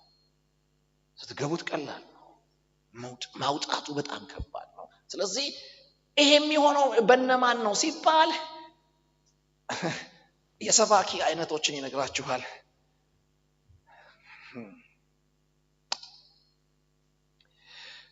ከዚህ የተነሳ በማይታዘዙት ልጆች ላይ የእግዚአብሔር ቁጣ ይመጣልና ማንም በከንቱ ንግግር አያታላችሁ። እቺን የፈለኩት አሁን ከላይ በዘረዘርኩላችሁ ነገሮች ምክንያት የእግዚአብሔር ቁጣ በማን ላይ? በአመፀኛ ልጆች ላይ። በክርስቶስ ለእግዚአብሔር ልጅ ተደርገን የመጣን ባይዘው ይሄ ኤፌሶን ለዓለማዊ የተጻፈ መጽሐፍ አይደለም፣ ለገቡ ልጆች የተጻፈ መጽሐፍ ነው። ይሄ ለዓለማውያን ነው እንዳትለኝ። ዓለማውያን አላነበቡም እሱ መጽሐፍ። ጳውሎስም ታርጌቱ እነሱ አይደሉም፣ ገቡት። እነዚህ ይብዛል ለክብር ምስጋና ይዘምሩት ለነሱ የተጻፈ ደብዳቤ ነው። ስለዚህ ምን ይላል? በማይታዘዙ ልጆች ላይ ከነዚህ የተነሳ የምን ቁጣ ይመጣል? የእግዚአብሔር ቁጣ ይመጣል። እስቲ የእግዚአብሔር ቁጣ በለው። አስተነዋል እኮ እንዴ አባሪያ የእግዚአብሔር ቁጣ ናቅም። የእግዚአብሔር ብሌሲንግ ነው፣ ብሌሲንግ ሻወር ነው። እሱ ነው የምናስበው። ቁጣም ያዘንባል። አየህ፣ በማን ላይ? በማይታዘዙ ልጆች ላይ። ልጆች ናቸው፣ አዎ፣ ግን አመፀኞች ናቸው። ስለዚህ አመፃቸውን አይታገስም። ማን? አባትየው ምን ያደርጋል? ይቆጣል። ምን እናድርግ? ማንም በሚያባቅ ቃል እንዳታላችሁ ተጠንቀቁ። ለዚህ ነገር የሚያመቻምች ስብከት ያላቸው አፋቸው የሚጣፍጥ ተናጋሪዎች አሉ። ሞቅ ያደርጉሃል። ማንበብ አቅቶ ተኳንደኛ ነው ይልሃል። 6 ወር ከጸለይ ካንተ ዋው አንተ ላይ ያለው ምናምን ይልሃል። ውሸቱን ነው። ካንተ በላይ አንተ ማንም የለም ከጌታ በቀር። ስለዚህ የእውነቱን ለህሊናችሁና ለመለኮት ሐቀኛ ሁኑ። አሜን አላችሁልኝ? ከኔ ጋር ናችሁ? እንትኑ ወይ ምንድነው መጽሐፉ እንደዛ ያደርጋል። ይቆጣል፣ ይቀጣል ምናምን ያልኩት እኔ ቄስ ፍቄ አይደለሁም፣ ጳውሎስ ነው። እኔ ለቀቅ መጽሐፉን ጠበቅ። አሜን ሃሌሉያ። ልንጨርስ ነው፣ እንገላገላለን። ምዕራፍ 5 ማንም በከንቱ ንግግር አያታላችሁ። እንግዲህ ከእነርሱ ጋር ተካፋዮች አትሁኑ። ለኢንተርኔት ከፍለ ጊዜን ከፍተ የእንቅልፍ ሰዓትን ነቅተ እየሰማቸው ከሚያፈርሱ ሰዎች አመፀኛ ህይወትን እያለማመዱ ለእግዚአብሔር ቁጣ ከሚያመቻቹ ሰዎች ራስህን ጠብቅ። ከሱ ጋር ተካፋይ አትሁን ማለት ከትምህርቱ ጋር ተካፋይ አትሁን። 2-3 ትምህርቱን ይኸው የማይሆን ከሆነ አግደው 150 ዓመት አግደው። እገዳውን ሳይጨርስ ጌታ ይመጣልሃል ወይ አንተ ትሄዳለህ። በቋሚነት በፍጹም እኔ እንደዚህ አይነት ነገር መመክረው ለበሰሉ አገልጋዮች ነው። ማየት ያለባቸው እነሱ ናቸው። ለምን ሾልከው እንዳይገቡ ቀድሞ ሊያቋቸውና ሊዘጋጁ ስለሚገባ መልስ ይዘው ሊጠብቁ ስለሚገባ መርዝ ጠላት ሲቀምም ማርከሻውን አውቀው መዘጋጀት ስላለባቸው የበሰሉ ሰዎች ገብቷቸዋል። ለመመዘን ለማየት እንደ እግዚአብሔር ቃል ነው ወይስ አይደለም ለማለት ሊውት ግን መንፈሳዊ ፕሪንሲፕል ለመቀበል እኔ ይገርመኛል። አንዳንድ ሰዎች አንድ ቀን በስጋ ያላዩት ሰውዬ 3 ትምህርቱን ከቪዲዮ ተምረው 9 ወር ያስተማራቸውን ሰውዬ ከራከሩታል። አይሰሙት። ህፃነት እንደዛ ነው። ልጆቻቸው አይታችኋል። እዚህ እንኳን እኛ ሀገር እቤት እኮ ምርጥ ጥብስ ለት አልበላም ይላል። ጎረቤት በቅጡ ያልተቁላላ ሽሮ ወጥ ታስገብግቦ ይበላል። የውጭ ደስ ይለዋል። እና እባካችሁ 90% እዚሁ ባሉ አገልጋዮቻችሁ ህይወታቸውን አስገዙ። ለአይነት አልፎ ጥሩ ለአይነት ረጅሙን ህይወት የምትኖሩት እዚህ ስለሆነ እየተከባበራችሁ እየተደማመጣችሁ አብሮ ማድረግ ልመዱ። ልባችሁ ይከፈት። እግዚአብሔር ለሰጣችሁ 90% ሊሰሙኝ የሚገቡ ሰዎች እዚህ አይደለም ያሉት አሉ የተዳሉ። ይሄንን as a principle ስታንዳርድ ያዙት። አሜን። አንተ ጎበዝ ናችሁ ስትይዙ አውቃችኋለሁ። እቺን በደንብ አድርጋችሁ ያዟል። ሃሌሉያ። እና ተካፋይ አትሁኑ። ለምን ሲባል ቀድሞ ጨለማ ነበራችሁ፣ አሁን ግን በጌታ ብርሃን ናችሁ። ስለዚህ ደግሞ እንዲያጨልሙ አትፍቀድ። ቀድሞ የጠፋ ነበር፣ አሁን ተገኝተሃል። ደግሞ እንዲያጠፉ አትፍቀድ። ሩቅ ነበር፣ አሁን ቀርበሃል። ደግሞ እንዲያርቁ ምን አታርግ፣ አትፍቀድ። ባይብል አስተላው ጸሎት ቀምተው፣ ቸርች ቀምተው፣ እረኛ ቀምተው፣ ሁሉ ነገር ቀምተው እንዴ ምንድነው የቀረ? እኔ አንዳንዴ ግራ ይገባኛል። ያው እየተቀረጸ ስለሆነ እንዲሰሙት ነው የማወራው። ብዙ ዓለም እያያችሁት ስለሆነ ብዙዎች ከተመለከተ አሁን እኛ አካባቢ የት ነህ ስትለው ቸርች የለውም። የት ነህ? እግር የጣለ አገባለሁ ይላል። እዚህ እንትና ጋር አገባለሁ ይላል። ሳፈሬ ቅርስ ነው። እኔ የምልህ እግር ሁሌ ይጥላል እንደ ቸርች? አንድ ቀን ጫት ተራ ወስዶ ይጥላል። ሰሚት የምታደርግለት ጤናማ ብልት ይዘህ ተጋጥመህ ሙሉ አካል ወደምትፈጥርበት ኮንግሪጌሽን ራስህን አስጠጋ። ከሰይጣኑም ከዝጌሩም ርቀህ እንዴት ትሆናለህ? አንተው ላንተው ተለቀህ ዋትዝሮን ጊዜው ምን ይሆንክ ነው? ስፒሪት ቢንግ ከሆነ መንፈሳዊ ማንነትም አለብህ። ተጠንቀቂ፣ አትሳቱ። ሰው ላከበረው ጠንቋይ እንኳን ክብር አለው አይደል? ለሚቀልበው አጋንንት እንኳን ምን አለው? ክብር አለው። ነጭ ረጂ ብሎ ተሳስታ ጥቁር ብታርድ የሚያረጋትን ታውቃለች። ነው ጌታ እንደዛ ዝም ብሎ ያጣመመ አፍ ካላወላገደ አንፈራው ማለት ነው እንዴ? ኧረ ተው። የፍቅር እጅ ይበልጣል። አሜን። የፍቅሩ ግለት ይበልጣል። ይሄንን በጣም ያዝ አለባችሁ። ይሄ ነው ያወራው ያለሁት። አካል ይኖረን እያልኩ ነው ያለው። ህብረት የሚለውን ነገር ዋጋ ስጡት። ትልቅ ነገር ነው ማለት። አንዳንድ መንፈሳዊ ሀብቶች እንደ አካል ካልሆንክ አትረዳቸውም። እንደ አካል ለምሳሌ አንዳንድ ጨዋታ እንደ አካል ካልሆነ አይገቡህም። እስቲ አሁን እግር ኳስ የሚወድ ሰውዬ ብቻውን ታኬላ ጋምቤላ ምናምን ሁሉ ነገር ስጥ በዓለም ቁጥር 1 ስቴዲየም ላይ ሊቀቀው ምናምን አድርገው ዙሪያውን የበዓለም ምርጥ የሆኑ ተመልካቾችን እንዲጮውለት እንዲያጨበጭቡለት አርግ። ዳኛ መስመርም ምንም ሳይኖር ሌላም ተጫዋች ሳይኖር ዝም ብለህ ሊቀቀው ሜዳው ላይ። ትርጉም የለውም። በዓለም ቁጥር 1 ስቴዲየም መሃል እንዲቆም ትርጉም የለውም ያለ ህብረት። መንፈሳዊ ዓለም አንዳንዴ አብረህ ካላየህ በስተቀር የማይጠቅምህ ሀብቶች አሉት። ተግባባን? ስለዚህ ቀድሞ ጨለማ ነበራችሁ፣ አሁን ብርሃን ስለሆናችሁ አንዳንድ የሚያባብል ያላቸው ሰዎች አሉ። ምን ያደርጉሃል? ሰምታቸው ስትጨርስ ደግሞ ያጨልሙሃል። ድሮ እኮ ጎበዝ ነህ ባይብል ስታጠና፣ አሁን ግን ያዘጉሃል። ምንድነው አንቺ ሁሌ መጸለይ? ጸልየሽ አልዳንሽም ምስል ምን ለመሆን ነው መጸለዩ? ምን ሳትለምኙ ይሰማ የለ እንዴ? ያው በቃ ፈታ በይ። ምንድነው ኝኝኝ ማለት እንዴ? እሱ ምን ጨነቀው? አንቺ ወደ ዝጌር ላወራሽ አልገባ። እኔ አንዱ እንደዛ ምንድነው ህዝቡ ጸልይ ጸልይ የምትለው ወደ ዝጌር? አንተ ወደ ዝጌር ሲያወራ ደከመ። አንተ እንኳን ያው ከኔ ጋር እያወራህ ነው። እንኳን ለዝጌር ላንተ ምን አለኝ? ጊዜ አለኝ እኮ እያወራሁ ነው።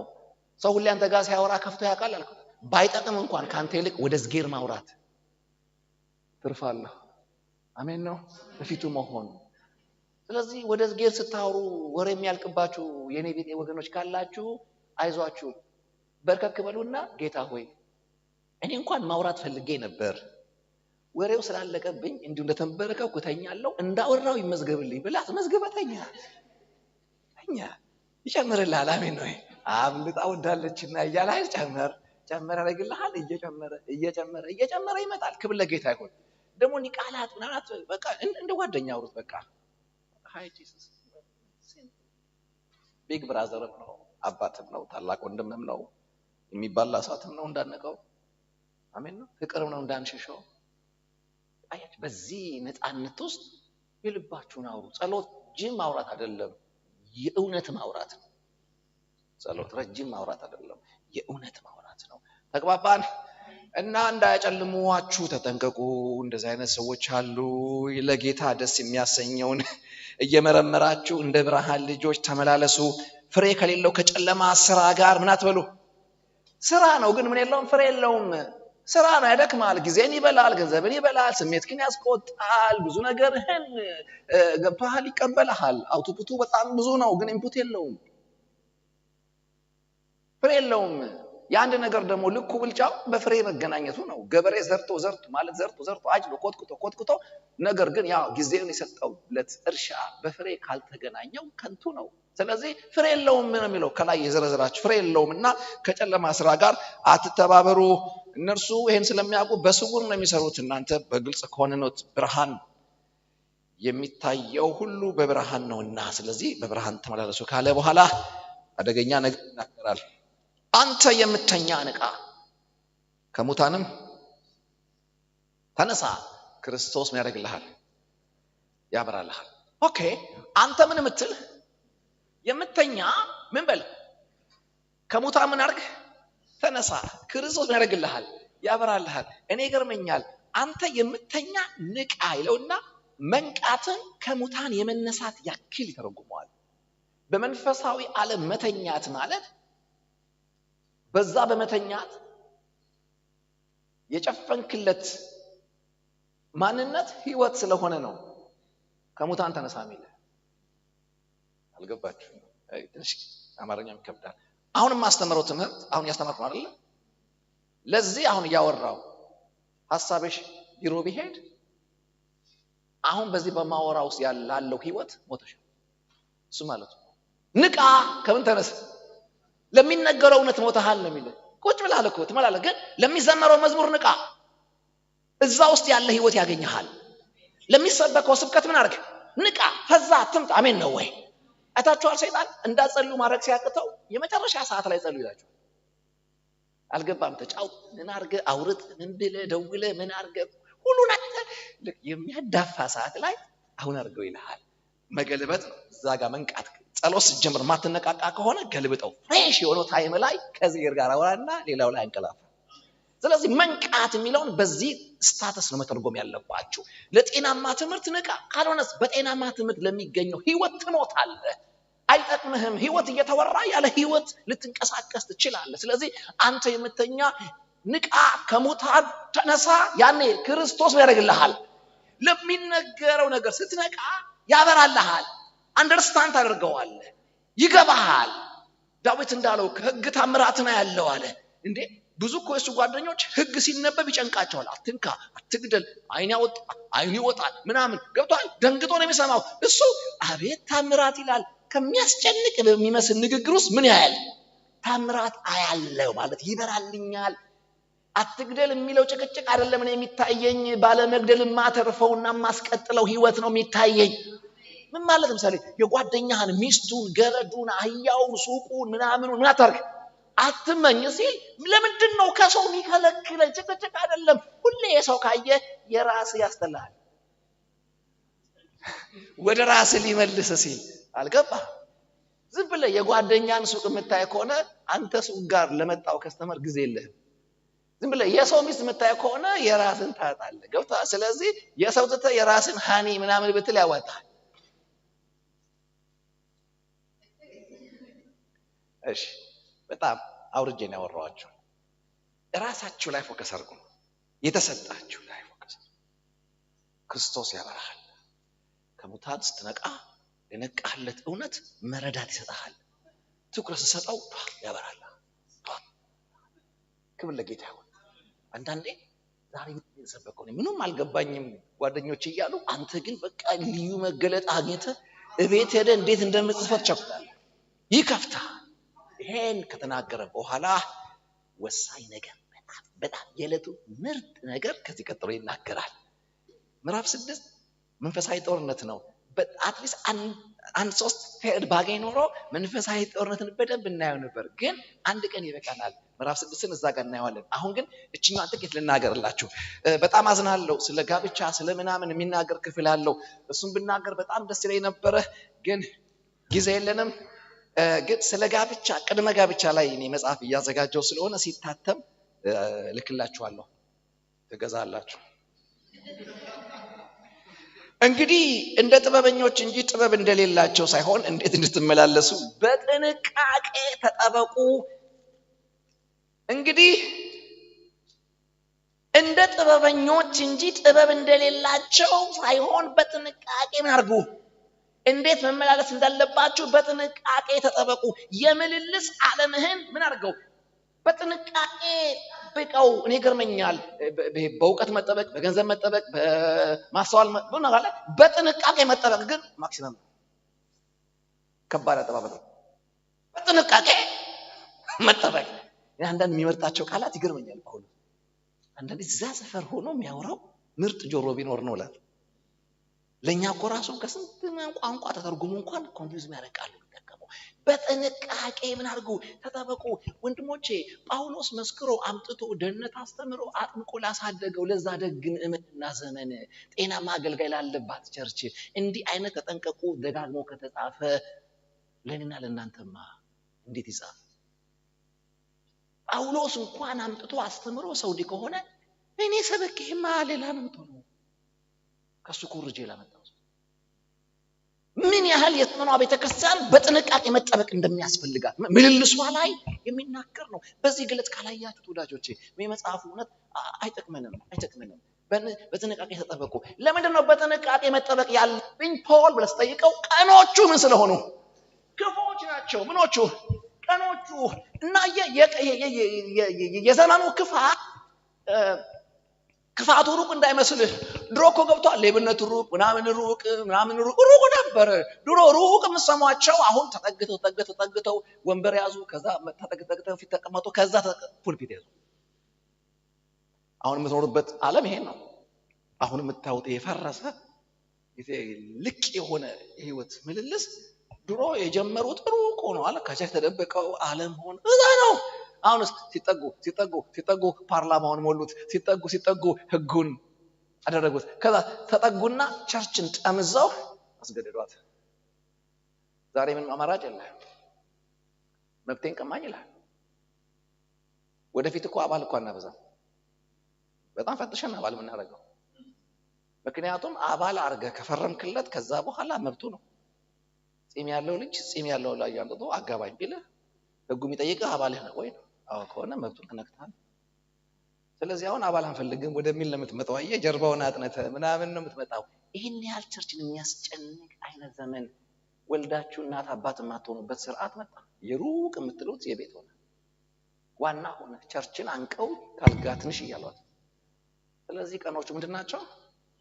ክፉ ናቸው። እዛኔ ክፉ ከሆኑ አሁን ደግሞ ክፉ የክፉም ክፉ እያልክ በጣም ደጋግመህ አየህ 7 8 በለው የሚሉንም ይሄንንም ጨምር ማለት ከክፋቱ እንድታመልጥ። ስለዚህ ዘመኑ ክፉ ከሆነ ቀኖቹ ክፉ ከሆኑ ምን እናድርግ ሲባል ቀኖቹ ክፉ ስለሆኑ ዘመኑ ምን አድርጉት? ዋጁት። ዘመኑ ዋጃለሁ ብሎ ይኸውላችሁ ዘመን ማለት የብዙ ቀኖች ጥርቅም ውጤት ነው። በእያንዳንዷ ቀን የምትለማመዳት ልምምድ ተጠራቅማ ላይፍ ስታይል ትሆናለች። የዘመን መልክን ትስለዋለች።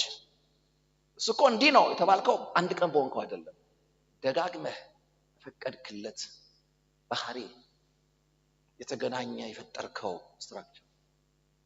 ስለዚህ የማንነት የታፓችሁን ጤናማ ለማድረግ እያንዳንዷ ቀን ላይ ከክፋት መጠበቅ አስፈላጊ። ዘመን የሚዋጀው ቀኑ ላይ ፎከስ በማድረግ ነው። ብዙ የድካም ቀናቶች ደካማ ማንነትን መልክ አድርገው ይሰጡሃል። ስለዚህ እያንዳንዱ ቀን ላይ የምናደርጋቸው የተነቃቁ ህይወቶች ተደምረው ከሚመጣ ክፉ መልክ ያስመልጡናል። አሜን ነው። ዘመኑ ክፉ ነው፣ ቀኖቹ ክፉ ናቸውና ዘመኑን ዋጁት። ዘለል እንበል።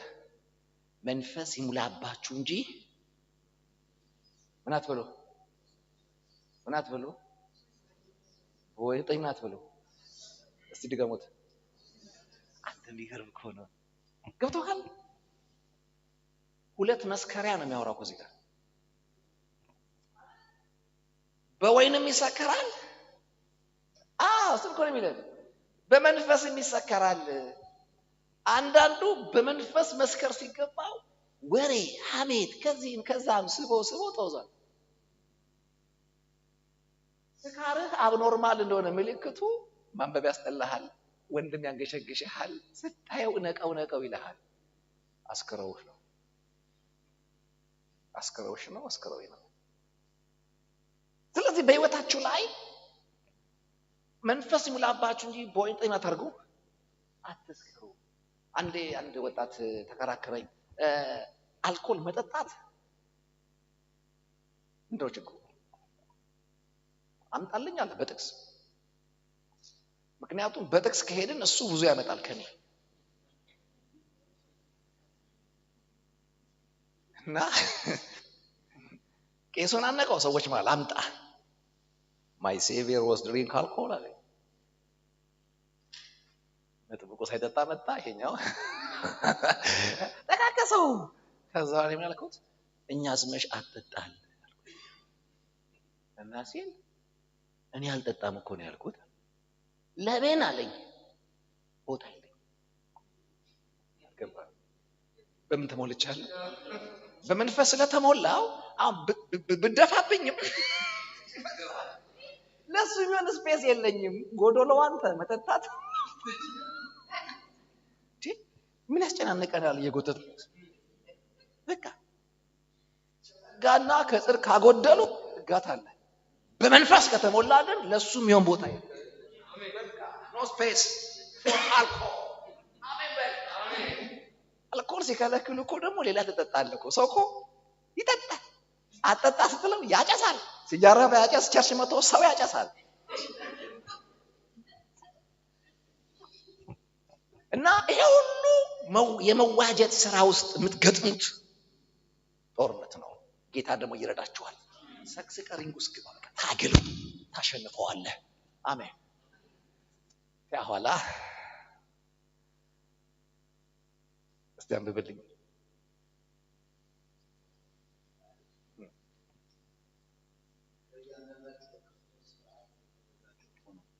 ለእያንዳንዳችሁ በክርስቶስ ፍርሃት የተገዛችሁ ሁኑ። ሚስቶች ሆይ ለጌታ እንደምትገዙ ለባሎቻችሁ ተገዙ። ክርስቶስ ደግሞ የቤተ ክርስቲያን ራስ እንደሆነ እርሱም አካሉን የሚያድን እንደሆነ ባል የሚስት ራስ ነውና። ዳሩ ግን ቤተ ክርስቲያን ለክርስቶስ እንደምትገዛ እንዲሁ ሚስቶች ደግሞ በሁሉ ለባሎቻቸው ይገዙ። ባሎች ሆይ ክርስቶስ ደግሞ ቤተ ክርስቲያንን እንደወደዳት ሚስቶቻችሁን ውደዱ። በውሃ መታጠብና ከቃሉ ጋር አንጽቶ እንዲቀድሳት ስለ እርሷ ራሱን አሳልፎ ሰጠ። አሜን። እቺ ላውራችሁ ብዬ ነው ብዙ ባለ ትዳር ስላለ።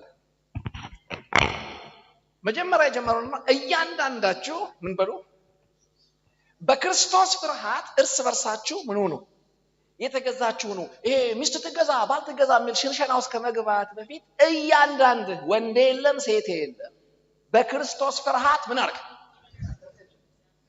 ግራውንድ ክርስቶስን በመፍራት ማስተርህን በመረዳት በክርስቶስ የተካፈልከውን አዲስ ህይወት በማስተዋል መነሻ ፖይንት መገዛት ሲሆን በመገዛት ውስጥ የተሰጠ ኃላፊነት አለ። እንደ ባል እንደ ሚስት የጀመረው ከማን ነው? ሚስቶች ሆይ አሁን ተመልከቱ። ሚስቶች ሆይ ቤተክርስቲያን ለክርስቶስ በሁሉ እንደምትገዛ ለባሎቻችሁ በሁሉ ተገዙ። እሺ ባሎች ሆይ ቤተክርስቲያን ክርስቶስ ለቤተክርስቲያን ራሱን እስኪሰጥ እንደወደዳት ሚስቶቻችሁን ውደዱ። ለሁለቱም ጥይት ሲያቀብል መነሻው ክርስቶስ። የመጀመሪያውን የክርስቶስ ፍርሃትን ከመታውብህ ምናምን ይጠበስ ነው። የመጀመሪያው ክርስቶሳዊ ፍርሃት እናንተ ጋር ካለ እንደ ሚስት ቤተክርስቲያን ለክርስቶስ የምትሆነው ነው የምታዩት። እንደ ባል ክርስቶስ ለቤተክርስቲያን የሆነውን ስታንዳርድ ማድረግ ትጀምራላችሁ። የሚደንቅ ነው። ይሄን ታሪክ ሲዘጋው ራሱ እኔ ስለ ትዳር ስለሆነ አለምለው ስለ ክርስቶስና ስለ ቤተክርስቲያን ነው የምለው ሲል ምንድነው ሲል በቃ ወይዘሮ እንትናና አቶ እንትና እኮ በቃ ተጋብተው እስኪሞቱ የሚኖሩት ኑሮ ጥላ ነው። ልክ እንደ ብሉይ ኪዳን ሊመጣ ያለውን ሙሽራና እዚህ ያለችውን ሙሽሪት የሚተረጎም ነው። ግውያ ነው። ሰው የእናንተን ህይወት አይቶ መጥቶ የሚወስደኝ ጌታ አለ ብሎ እንዲያስብ ያንን ነው የሚያስረዳው። ይሄ ነገር በመፈራራት የሚሆን አይደለም። ስታንዳርዱ ክርስቶስ መሆን መቻል አለበት። ስለዚህ እንዴት ነው ክርስቶስ ኢየሱስ ለክርስቶስ ኢየሱስ ቤተክርስቲያን በነገር ሁሉ የተገዛችው ሲል ሰይፍ መዞባት አይደለም። አትንበረከኪም ቀረጥፈሻለሁ ምናምን ብሎ አይደለም። ኢየሱስ ምንም ያላት ነገር የለም። አደገኛ ነገር ሰጣት። እስከ መስጠት የኔ እህት ራሱን ለሰጠሽ ወንድ መገዛት ካቅ አንቺ ሚስትም ሴትም አይደለም። ራሱ መገዛት ትልቁ ችግር ይሄ ነው። ራሱን ስለሰጠ ከፍቅሩ ተነስታ ተጥመልምላ እግሩ ስር ታየች። ምንም ዱላ ምናምን እሳት ሳይነገራት እግሩ ስር ናት። ምን ላርክ ወደሃለሁ እኮ ኢየሱስ ምንም አርጎ አይደለም የገለጠበት የፍቅር ግለት ነፍሳቸውን ሸንክ አርጎ እሱ ስር ይደፋዋል። እንዴት ደስ ይላል። ራሱን ስለሰጠ ለዚህ ስጦታ ምላሽ አድርጋ መገዛቷን ሰጠች። ባሎች ሆይ ራሱን እስኪሰጥ ድረስ ደግሞ ክርስቶስ ቤተክርስቲያንን እንደወደዳት እንዲሁ ሚስቶቻችሁን ምን አርጉ ወደዱ። ምን ያህል ትለው ቤተክርስቲያን ክርስቶስ እንደወደዳት እንደነ ወደዳት ራሱን እስኪሰጥ ድረስ። ስማኝ ተምረህ ዕውቀት ታገኛለህ። በትምህርት ዕውቀት ነው የምታገኘው። በንግድ ገንዘብ ነው የምታገኘው። በትዳር ግን ሰው ነው የምታገኘው። እግዚአብሔር ሰውን ለሰው የሰጠበት ሚስጥር ጋብቻ ነው። ስለዚህ ጋብቻን ስታስቡ የተሻለ ኑሮ የምታስቡ ሰዎች ጋብቻ አልገባችሁ። ጋብቻን ስታስቡ የሆነ ስታተስ እንደምትለውጡ የምታስቡ ሰዎች ጋብቻ አልገባችሁም። ይሄ የተሳሳተ የመግቢያ በር ነው። ፈጥናችሁ ነው የምታፈርሱት። አይቀጥልም፣ አይሸከመውም። የጋብቻን ኪዳን ይዞ መቀጠል አይችልም። በተሳሳተ በር ገብተህ ጤናማ ሳሎን አይዘጋጅልም። የጋብቻ የውስጥ ችግሮች ውስጥ የጠበቁን ውስጥ ያገኙን አይደለም፣ ስንገባ የፈጠርናቸው ናቸው። አገባብ ላይ የፈጠርናቸው ናቸው። ሌላውን መጽሐፍ ላይ ታገኙታላችሁ። ሚስጥር ልንገራችሁ። አሁን ወንድሞች እናንተ አትሰሙም። እሺ አሁን እናንተ አትሰሙም። ለእህቶች ብቻ ነው የማወራው። እህቶች ስሙ፣ ሚስቶች ስሙ፣ እናንተ ብቻ ስሙ። የትኛውም ወንድ እኮ ነው የምነግርሽ፣ ስሚ። የትኛውም ወንድ የምትንቀውን ሴት ማፍቀራችሁ በጓደኞች ፊት የምታጣጥለውን ሐሳቡን ዲስሪስፔክት የምታደርገው ሴት ማፍቀር አይችልም። ኔቸር ሲሰራው እንደዛ ነው። ካላመንሽ የትኛውን ወንድ ጠይቅ ይነግርሽ። እሺ አሁን ደግሞ እናንተ ጆሮአችሁን ያዙ ወንድሞች ስሙኝ የትኛዋም ሴት ለማይወዳት ወንድ መገዛት ጠይቃት ሚስት አይሁን ሲሰራችሁ ኤፌሶን ሚለው ቆሮንቶስ ብለ ጨፍልቅ ልታመጣ አትችልም ቆሮንቶስን ቀድሞ ሲሰራት እንደዛ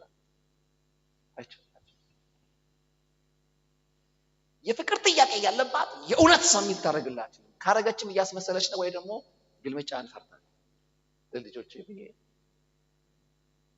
ብለህ ከምትኖረው ኑሮ እግዚአብሔር ይጠብቅ ያለሱ በሚል ኮንሰፕት እንጂ ድልም ችለዋል ኖ ስለዚህ ጳውሎስ ምንድነው የሚሰራው ምን ጉድ ነው የሚያወራው ካልከኝ አትቆ ጳውሎስ እኔ ገነት ስገባ መጀመሪያ እጅ ጥምጥም ብዬ ማቅፈው ሰው ታውቁ ነው ሁሉ ነገራችን ሸማቀቃሉ እንዲህ አይነት ንግግር ምንኑ አይችልም ምናምን ጉዳይ አይደለም ቻለም አልቻለም ይሸከመው እውነቱን ነው የሚናገረው እንደረጋ ታውቃለህ ሚስት እንድትገዛለት ትፈልጋለህ አዎ አንካችን ኮይን መግዣው ሄሮ ብሎ ኪስ ከተተ ምን ወደዳት ምሳት መግዣው ነው እሷ ጋር ሄዶ ደግሞ እንዲሁ ልጅ ትፈልጋለሽ አጥቂ በዚህ ጊዜ መውደዱን ከልቡ የምታወጭበት ጉድ ምንድነው ሰሚት አርጊ ኮይን ነው ከባልሽ ልብ መወደድን የምታወጭበት ሳንቲም ሰምሽ ከሚስትህ ልብ መገዛቷን የምታገኝበት ባንተ እንድትመካ በኮንፊደንስ አብራን ልትገዛበት ብቸኛ ጉልበትህ ያልተቆጠበ አንኮንዲሽናል ላቭ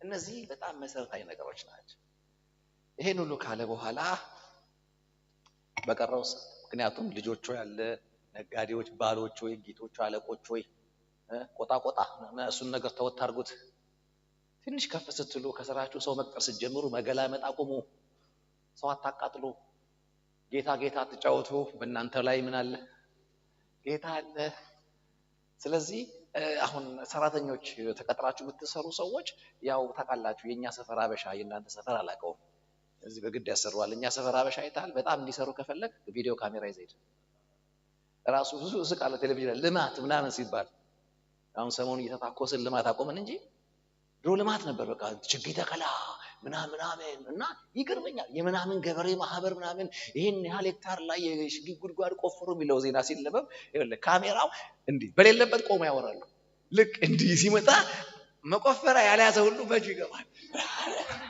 ገብቷል አምኖበት አይደለም ስራው ላይ ያለው ለታይታ ነው የሚሰራው እሱ ነው የሚመታው እንዴ እግዚአብሔርን ባርከኝ ተለዋል ስራ የለኝም ብለ ባለፈው አለቀስክ እጅ ጭነን ባርክ ክፈት ሰንጥቅ ምናምን አስል ብለን ጮኸን ጉሮሯችን ተቀዶ ስራ አገኘ ጸልየን ባገኘው ስራ ትለግማለህ ጸልይ አይደለ ስራውን ያገኘው አለቃ እግዚአብሔር ነው የቀጠረ ካምፓኒ አይደለም አለቃችሁ እግዚአብሔር ነው ስለዚህ ታማኝ ሆኖ በስራችሁ ላይ ወንጌልንም ጨምሮ ነው ዝም ብሎ ገብቷል ትበራለህ የመብረር አመት ሊልን የዘነጠ ጅል ሁሉ አትስማ ምረጥ በረራው ያለው እዚህ ነው ስራ ላይ ትዳርን ያዝ ፍቅር ስጥ ሰሜት አድርግ አሜን ነው ወይ አለቃቱ አሜን ነው አንዳንዶች ቤታቸው ቀሚስ የለበሰ ወንድ ናቸው ዲኖ የሚያጠፉት ወንበር ስትቀየረ ዲመን እድል ያገኛል ሚስቴ ጠይቀኛል ምንድነው መገዛት ቆይ በቃ በሁሉ ሰሚት ነው ምናምን ትለኛለች ወልግም ማለቱ ነው እኔ ደግሞ መጀመሪያው ከላይ ነው ያንዳንዳችሁ ምን አድርገው ባይዘው ወይ ይሄ ለሚስቴ መገዛቴን ማሳይ በማፍቀሬ ነው ለሷ መገዛታን የምታሳየኝ ሪስፔክት ማድረጓ ሌላ ምንም የለው ወይው ነው እኔ ሻባችሁ ስለሆነ እና አንድ ቀን አሰደዋት ይሄ እኮ ማለት በቃ ዋቴቨር እሱ የሚለውን ሰው እሺ ጌቶች ያልክ ገብቷል የጌታና የሎሌ ቤት አርጉት ማለት አይደለም ትዳሩ ጤናማ ጋብቻ ምንድነው በጋራ ያጸደቀውን ሐሳብ ድምዳሜ ለአፈጻጸሙ የመቅደምና የመከተል ጨዋነት ነው እቅድ በጋራ ተወሰናላችሁ አፈጻጸሙ ላይ ተከታዮች አሜን እሱ ዋናውን ፒላር ያቆማል አንቺ ቀለም እየቀባሽ ፊኒሺንግ እየሰጠሽ ለውበት ተሰራላችሁ ገባ ካላችሁ ኦርደር አይደለም አሁን አንድ ኤግዛምፕል ሰጣችኋለሁ። እሱ ካልገባችሁ ችግሩ ከተማሪው እንጂ ካስተማሪው እንዳልሆነ ይረጋገጣል። ክብር ለጌታ ይሁን። መግዛት፣ መገዛት መቀዳደምን የሚያሳይ ነገር አይደለም። ምንድነው ካላችሁ እስቲ አሁን ወጥ እንስራ። ምን አልኩኝ? ወጥ ድስት እናጥባለን፣ ከዛ ሽንኩርት እንጨምራለን፣ ወይ በውሃ ትንሽ ወይ ደግሞ ዘይት ጨምረን እናቁላለዋለን። ከዛ በኋላ ቀድሞ ሽንኩርት ይገባል። ከዛ በኦርደሩ ስጋ ወጥ ነው እንበል ሄደን የሆነ ቦታ ላይ ነው ስጋው የሚገባው። ከዛ በኋላ ፋይናሊ ግን ሁሉም ኦርደር ጠብቀው ሲገባ የሚጣፍጥ ወጥ ጋር ትደርሳላችሁ። እንዲህ ቢባልስ ማን ከማን ያንሳል?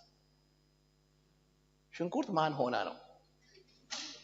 በውድ ተገዝቼ የመጣሁ እኔ እያለሁ ቀድማኝ የምትገባው ብሎ አብዮት ቢያፈነዳ ወንድም ስጋ እንዲማ ካነሳህ ማይቀር እያሉ ሁሉም ማን ከማን ቢልና እኩል ቢገቡ ወጥ የሚመስል እንጂ ወጥ ማይል ፍጻሜ ጋር ይደርሳል። ሽንኩርት ቀድማ መግባቷ ስጋን የመብለጧ ማስረጃ አታርጉ። ተገዢ ማለትሽ መባልሽ የማነስሽ ማስረጃ አይደለም። ለፋይናል የጣፈጠ ህይወት ኦርደር ነው። ምን የቱ ጋር ሲቆም አሁን አልገባሽም? በጌታ የሰማነው በልቦናችን ያሳደረ በተለይ አሁን አሜን። ክብር ለጌታ ይሁን። ማክሰኞ የዚህ መጽሐፍ መጨረሻ ይሆናል። ክብር ለጌታ ይሁን። በጣም እንደምወዳችሁ እንደምትናፍቁኝ ግን እንዳትረሱ።